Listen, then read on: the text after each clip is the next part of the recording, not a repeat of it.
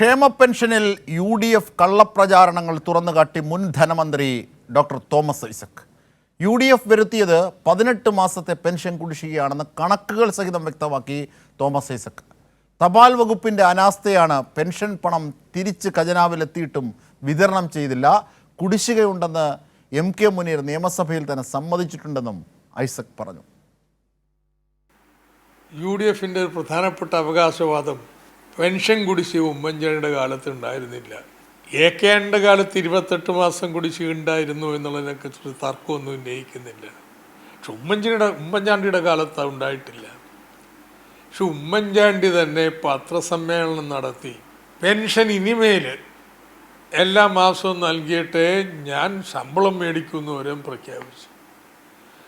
അന്ന് അദ്ദേഹം പറഞ്ഞത് 6 മാസം മുതൽ 11 മാസം വരെ കുടിശ്ശികയുണ്ട്. ഇത് 2015 ഡിസംബർ മാസത്തിലാണ്, പിന്നെ 4 മാസം ഉണ്ടായിട്ടുള്ളൂ.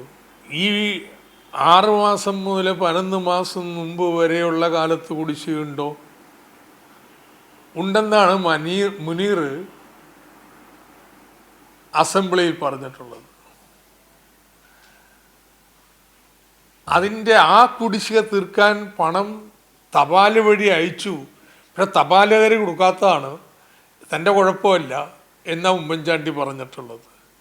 ശരിയാ, തപാലുകാരെ ഉത്തരവാദിത്വം ചെയ്തില്ല.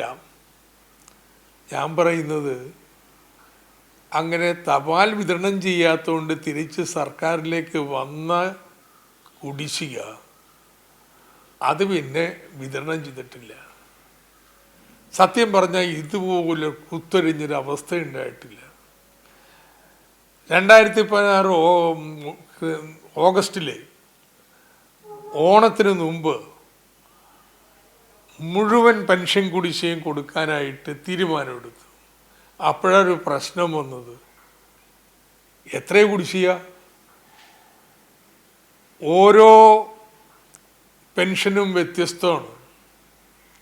ചില ജില്ലകളിലും കോർപ്പറേഷനിലും കൂടുതൽ കൊടുത്തിട്ടുണ്ട്, ചിലതിലില്ല. അതുകൊണ്ട് ഇറക്കിയ ഉത്തരവ് എന്താണെന്നറിയാമോ? കുടിശ്ശിക തീർക്കാം, പക്ഷേ 15,000 രൂപയേക്കാൾ കൂടുതൽ കൊടുക്കാൻ പാടില്ല. അങ്ങനെ ഇറക്കേണ്ടി വന്നു. കാരണം കണക്കുണ്ടായില്ല. 15,000 രൂപയേക്കാൾ കൂടുതൽ കൊടുക്കാൻ പാടില്ല. 600 രൂപയിലെ അന്ന് പെൻഷൻ, പരമാവധി 25 മാസം വരെ കൊടുക്കാം. അങ്ങനെയാണ് ഉത്തരവിറക്കിയത്. ഇന്ന് കണക്ക് തിരിഞ്ഞു നോക്കുമ്പോൾ 1473 കോടി രൂപ കുടിശ്ശികയായിട്ട് കൊടുത്തു. ഇതൊക്കെയാണ് യാഥാർത്ഥ്യങ്ങൾ. വർഷം ഇത്രയും കഴിഞ്ഞല്ലോ, ആൾക്കാരതൊക്കെ മറന്നുപോയി കാണും എന്ന് പറഞ്ഞുകൊണ്ട് ഓരോരോ ന്യായങ്ങൾ പറഞ്ഞ് കുടിശ്ശികയില്ല എന്ന് പറഞ്ഞു വരികയാണ്. UDFിൻ്റെ കാലത്ത് ഒരിക്കലും മാസം മാസം പെൻഷൻ നൽകിയിട്ടില്ല. UDFിൻ്റെ കാലത്ത് പെൻഷൻ എന്നും കുടിശ്ശികയായിരുന്നു. അവരുടെ ഭരണം അവസാനിക്കുമ്പോൾ 1 വർഷത്തിലേറെ കുടിശ്ശികയുടെ അവസ്ഥയായിരുന്നു. ഈ അവസ്ഥയൊക്കെ ഇല്ലാതാക്കി മാസം മാസം പെൻഷൻ കൊടുക്കാനും കുടിശ്ശിക തീർത്ത് കൊടുക്കാനും തുടങ്ങിയത് LDF വന്നപ്പോഴാണ്.